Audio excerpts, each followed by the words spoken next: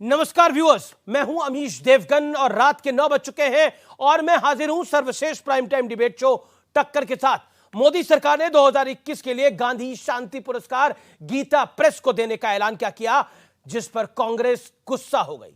कांग्रेस का कहना है कि गीता प्रेस को सम्मान देना गोडसे को सम्मान देने जैसा है, तो दूसरी तरफ बीजेपी कह रही है कांग्रेस को मुस्लिम लीग तो इस देश में सेकुलर पार्टी नजर आती है और गीता प्रेस उनके लिए कम्युनल हो जाती है। लेकिन बड़ा सवाल है, गीता प्रेस का विरोध कर क्या कांग्रेस ने सियासी गलती करी है? आज इसी पर होगी सीएनबीसी आवाज पर मंडे एडिशन में जोरदार टक्कर।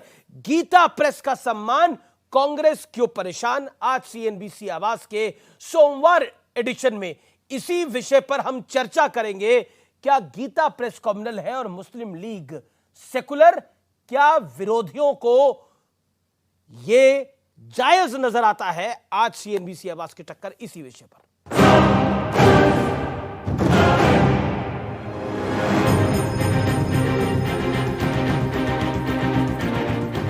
भारत सरकार के संस्कृति मंत्रालय ने 2021 के गांधी शांति पुरस्कार का ऐलान क्या किया? विवादों का अंबार खड़ा हो गया। 2021 के लिए पुरस्कार गोरखपुर की मशहूर गीता प्रेस को दिया जाएगा, लेकिन कांग्रेस ने इसमें फिर सियासी एतराज खोद निकाले। कांग्रेस नेता जयराम रमेश ने ट्वीट किया कि अक्षय मुकुल के द्वारा इस संगठन की बहुत बेहतरीन जीवनी लिखी, जिससे महात्मा गांधी के साथ इनके संबंधों और राजनीतिक, धार्मिक और सामाजिक एजेंडे पर उनके साथ हुई लड़ाइयों का पता लगता है। ये फैसला सावरकर और गोडसे को पुरस्कार देने जैसा है।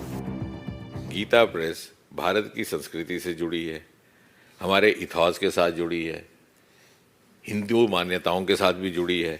और इसके ऊपर आरोप कौन लोग लगा रहे हैं? मैं अभी तर्क की बात कर रहे थे, जो कह रहे हैं कि मुस्लिम लीग सेकुलर थी। अब दिक्कत इनकी ये नहीं है, दिक्कत ये होती है कि उनको लगता है कि परिवार के घोंसले से बाहर कोई सम्मान, कोई अवार्ड कैसे चला जाता है। जहां किसी और का नाम आया, इनकी जो है वो पेट में दर्द शुरू हो जाता है और हाहाकार मचाने लगते हैं। आपको इटली से लेकर लंदन और वेस्टर्न कल्चर्स ज्यादा बेटर पसंद हैं। आप लोग शायद पाकिस्तानी शब्दों और पाकिस्तान को हमेशा लुभाने के लिए और उनके वोट बैंक की जो राजनीति करते हैं, आप लोगों को शर्म आनी चाहिए। गीता प्रेस को शांति पुरस्कार मिलने पर कांग्रेस को दर्द हुआ, उससे यह आभास होता है कि कांग्रेस भारत की जड़ों से कट चुकी है और इसका बौद्धिक नेतृत्व पूरी तरह से दिवालिया हो चुका है। भगवान इनकी आत्मा को शांति प्रदान करें। What is their contribution to peace building? Promotion of peace. बीते 100 साल में पहला मौका है जब गीता प्रेस ने कोई पुरस्कार स्वीकार किया है, लेकिन इस बार गीता प्रेस ने 1 करोड़ की राशि लेने से इनकार कर दिया। सम्मान का सम्मान करते हुए सम्मान को तो स्वीकार कर लेंगे, लेकिन 1 करोड़ साथ में मिलने वाली धनराशि को स्वीकार नहीं कर सकेंगे। क्या ये संयोग है कि बार बार सनातन मान्यताओं और इससे जुड़े लोगों, संस्थानों पर प्रहार किया जाता है, या फिर इसके पीछे कोई सियासी एजेंडा है, जैसा कि बीजेपी आरोप लगा रही है? और अब वक्त है सुप्रसिद्ध विश्लेषण का। मैं आपको सनातन संस्कृति के लिए समर्पित गीता प्रेस के धर्म और कर्म दोनों का विश्लेषण बताऊंगा। सबसे पहले देख लेते हैं गीता प्रेस का कर्म। 29 अप्रैल 1923 को शुरुआत हुई। ये 100 साल पुराना इतिहास है। 14 भाषाएं, कुल मिलाकर 92 करोड़ पुस्तकें प्रकाशित करी है। श्री भगवत गीता की इकलौते 16 करोड़ 21 लाख प्रतियां प्रकाशित करी हैं। पुराण और उपनिषद की 2 करोड़ 68 लाख प्रतियां छापी हैं। तुलसीदास की रचनाओं की 11 करोड़ 76 लाख रचनाएं प्रकाशित करी हैं। यानी आप सोच सकते हैं कि इनका कर्म क्या है, इनका काम क्या है और अब धर्म क्या है इनका। गीता प्रेस में छपी पहली गीता 1 रुपए की थी। आज भी बेहद कम दाम में ये धार्मिक ग्रंथ जो है वो ये उपलब्ध कराते हैं, जिससे हर घर तक पहुंचे। बढ़ता हूं मैं आगे। गांधी जी गीता प्रेस की पत्रिका के लिए पहला लेख लिखा। गीता प्रेस गोरखपुर में गांधी जी हस्त लिखित चिट्ठी आज भी उपलब्ध है। तो ये है गीता प्रेस का धर्म। लेकिन बड़ा सवाल, गीता प्रेस को गोडसे से तुलना कर क्या कांग्रेस ने एक बड़ी सियासी चूक करी है? और क्या मुस्लिम लीग सेकुलर है और गीता प्रेस कम्युनल हो गई है? आज इस मूल सवाल के साथ मैं इस चर्चा को ओपन करता हूं। मेरे साथ सुधांशु त्रिवेदी हैं, जो कि इतिहास के जानकार भी हैं, प्रवक्ता भी हैं भारतीय जनता पार्टी के और मेंबर ऑफ पार्लियामेंट भी हैं। मेरे साथ स्वामी दीपांकर हैं, अनुराग भदौरिया हैं, प्रवक्ता समाजवादी पार्टी के, शादाब चौहान हैं, अनुज अत्रे हैं। आप तमाम लोगों का स्वागत है। मैं सीधा रुख करता हूं स्वामी दीपांकर आपका। देखिए, इस देश की एक बड़ी पॉलिटिकल पार्टी के लिए मुस्लिम लीग तो सेकुलर है, लेकिन गीता प्रेस पे सवाल है। 50 सेकंड आपके स्वामी दीपांकर। मैं हैरत में हूं अमीश भाई आज ये देखकर, मगर मुझे बहुत ज्यादा आश्चर्य तब नहीं होता कि जब 2014 में पहली बार प्रधानमंत्री यूएस जाते हैं तो यूएस में जब श्रीमद् भगवत गीता को भेंट करते हैं तब इस देश ने क्या कोहराम देखा, ये किसी को बताने की आवश्यकता है कि आसमान सर पर उठा लिया गया और आज भी वो परिस्थिति पुनः आ गई। मगर आज दुख तब हुआ जब गीता प्रेस गोरखपुर पर आपने ऐसा प्रश्न चिन्ह लगाया जो कभी किसी ने स्वप्न में भी नहीं सोचा होगा, और वो भी वो गीता प्रेस गोरखपुर जिसने सनातन के प्रत्येक घर में, या ये कहूं कि प्रत्येक हिंदू के घर में, या ये कहूं कि प्रत्येक भारतीय के घर में गीता, रामायण, श्रीमद् भगवत गीता तक को पहुंचाने का कार्य किया।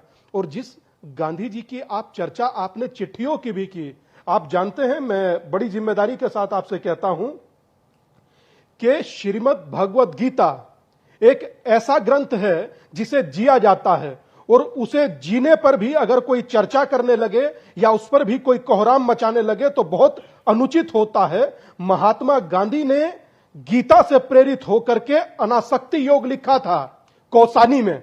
लेकिन बाल गंगाधर जी स्वामी दीपांकर, आपने अपनी बात को रखी। अनुज अत्रे मेरे साथ मौजूद हैं स्टूडियोज में। अनुज अत्रे, मैं आपसे जानना चाहता हूं, गीता प्रेस कॉम्युनल हो गई और मुस्लिम लीग सेकुलर हो गई।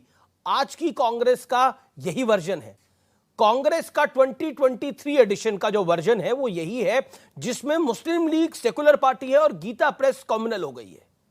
देखिए, दो अलग अलग विषय हैं। आपने अगर मुस्लिम लीग की बात करते हैं तो पहले मुस्लिम लीग पे मैं आपको स्पष्टीकरण दे देता हूं, आपके दर्शकों को भी मालूम होना चाहिए। उसके पहले भी बात हुई, राहुल गांधी जी से जब सवाल किया गया बाहर कि ये मुस्लिम लीग, इंडियन मुस्लिम लीग जो केरल वाली है, उस पर क्या स्टैंड है, निश्चित तौर पे उन्होंने बोला कि ये वही मुस्लिम लीग है जिसके साथ भारतीय जनता पार्टी ने अपनी सरकार बनाई थी। ये सेकुलर है ना मुस्लिम लीग? ये वो मुस्लिम लीग नहीं है, ये जिन्ना वाली मुस्लिम लीग नहीं है। मुस्लिम लीग सेकुलर है ना? मुस्लिम लीग, भारत वाली मुस्लिम लीग सेकुलर है ना?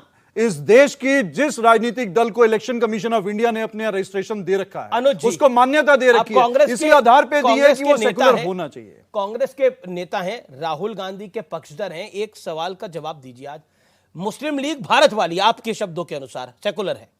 निश्चित तौर पे। निश्चित तौर पे हम बाद में कहते हैं ये देश का चुनाव आयोग, ये चुनाव आयोग स्वीकार करता है, चुनाव आयोग ने मान्यता दी है। गीता प्रेस, देखिए, गीता प्रेस निश्चित तौर पे गीता प्रेस का बहुत बड़ा इतिहास है। हनुमंत प्रसाद पोद्दार जी को कांग्रेस पार्टी ने बहुत सम्मान दिया और उनको एक समय में इस देश का सर्वोच्च सम्मान देने का भी विचार चल रहा था। लेकिन धीरे धीरे जिस तरह से गीता प्रेस में भी जो है आरएसएस की सोच और आरएसएस का जो उस पे कहीं ना कहीं कंट्रोल हो गया। आरएसएस का सोच ये है कि इस देश में कहीं ना कहीं जो हिंदू और हिंदुत्ववादी की जिस झगड़े में देश को उलझा रखा है, जो गांधी जी जो महात्मा गांधी जैसे हिंदू और गोडसे जैसे हिंदुत्ववादियों के बीच में जो आज फासला नहीं समझ पा रहे हैं, वही उस सोच को लेकर के आज जयराम रमेश जी ने जिस प्रकार से बोला है, तो जयराम रमेश जी ने ठीक बोला है। जयराम रमेश जी ने बिल्कुल ठीक बोला है। अरे, उनके तो नाम में जय और राम है, वो तो राम को मानने वाले हैं। हम तो कांग्रेसी जो वो लोग हैं जो रामानंद सागर से रामायण सीरियल बनवाते हैं, प्रभु श्री राम का जो है उनको आराध्य का जो सीरियल बनाते, ऐसा सीरियल बनवाते हैं जिसको आज तक सदियों तक याद। लेकिन भारतीय जनता पार्टी इनकी सरकार में आदि पुरुष बनता है भगवान राम को लेकर के। ये ऐसी पिक्चर को पास कर देते हैं जिसमें भगवान राम को लेकर के लोगों की भावनाएं आहत होती हैं। ये फर्क है। आप दो विषयों को मिला रहे हैं। आपने बोला क्योंकि उनके नाम में राम है, उनके राम में जय है, तो वो तो राम के खिलाफ हो ही नहीं सकते। आपने एक बड़ी बहुत इंटरेस्टिंग एनेक्डोट आपने शेयर किया। नाम में तो बहुतों के बहुत कुछ होता है, बहुतों के नाम में बहुत कुछ होता है। अब शादाब के नाम में चौहान है पीछे, क्या कहिएगा? क्या कहिएगा अनुज भाई? वो तो है, शादाब के नाम के पीछे चौहान है। बिल्कुल है, चौहान बताइए भी है, क्या करिएगा? नाम में कई बार बहुत गड़बड़ हो जाती है। शादाब के पीछे चौहान है, आपके पीछे भी तो अत्रे है। सोच में गड़बड़ हो सकती है, आपके पीछे भी तो अत्रे लगा हुआ है, गड़बड़ हो सकती है। लेकिन सुधांशु त्रिवेदी, गीता प्रेस का विरोध इसलिए क्योंकि वो आरएसएस वादी है, वो हिंदुत्ववादी है, इसलिए कांग्रेस विरोध कर रही है। बोलिए क्या करेंगे। भारत वाली मुस्लिम लीग सेकुलर इस देश के अंदर गिनी जाती है, सेकुलरिज्म के प्रोधा उसको सेकुलर गिनते हैं और गीता प्रेस को कम्युनल करार दे दिया जाता है। देशवासियों, ये सब आप ही के भारतवर्ष हिंदुस्तान में हो रहा है, कहीं और नहीं हो रहा। सुधांशु त्रिवेदी, जवाब क्या जवाब है, काउंटर? देखिए, यहां समस्या सिर्फ गीता प्रेस से नहीं है, गीता से भी समस्या है। 2014 में जब प्रधानमंत्री जी पहली बार विदेश यात्रा पे गए थे और अमेरिकी राष्ट्रपति को गीता भेंट की थी, सब छाती पीटने लगे थे, गीता क्यों कर दिया है, तो कम्युनल कम्युनल कम्युनल एजेंडा हो गया। अरे भूल गए ये लोग, लोकमान्य बाल गंगाधर तिलक ने गीता रहस्य लिखा था, महात्मा गांधी ने कौसानी में रहकर गीता के ऊपर अनासक्ति योग लिखा था, डॉक्टर संपूर्णानंद ने गीता के ऊपर कितनी पुस्तकें लिखी। इन्हें गीता से भी प्रॉब्लम थी तो गीता प्रेस से प्रॉब्लम है, तो इसमें कौन सी समस्या की बात है। ये तो इनके मन की भावना है। हिंदू धर्म, सनातन संस्कृति, भारतीय संस्कृति से जुड़ी कोई चीज आ जाए, सेंगोल से लेके गीता प्रेस तक, तो छाती पीटना इनका सहज स्वाभाविक है, क्योंकि इनके लिए डेमोक्रेसी की परिभाषा यह है कि मुस्लिम लीग इज एब्सोल्युटली सेकुलर। अभी हमारे प्रतिद्वंदी प्रवक्ता महोदय बोल रहे थे चुनाव आयोग से मान्यता प्राप्त है, बिल्कुल मान्यता प्राप्त है। तो अगर मैं इनसे पूछूं भारतीय जनता पार्टी सेकुलर है, तो अभी दाएं बाएं दाएं बाएं करने लगेंगे। मान्यता प्राप्ति नहीं है, देश की सबसे बड़ी पार्टी है, मगर वहां पे Bharatiya Janata Party communal, Gita Press Gorakhpur को देना communal, and Muslim League is absolutely secular. जबकि यह भी बात बता दूं, ये वही मुस्लिम लीग है जिसने जिन्ना के द्वारा देश का विभाजन कराया था, क्योंकि इसके पहले अध्यक्ष मोहम्मद इस्माइल वही थे जो जिन्ना की मुस्लिम लीग के पूरे दक्षिण भारत, जिसको बॉम्बे प्रेसिडेंसी कहते थे, आज का लगभग पूरा दक्षिण भारत आता था, उसके अध्यक्ष थे।